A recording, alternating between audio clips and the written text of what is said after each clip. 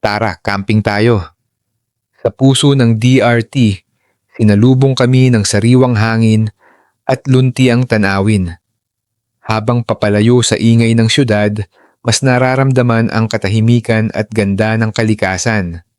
Ang bawat hakbang sa lupa ay tila paalala na minsan kailangan lang nating huminto at huminga.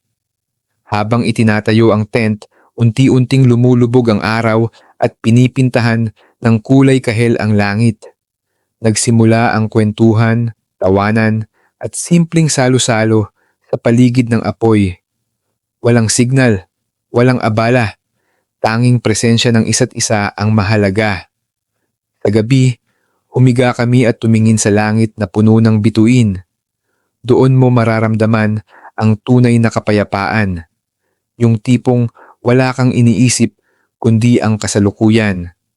At sa paggising kinabukasan, dala namin ang bagong sigla at mga alaala na hindi matutumbasan.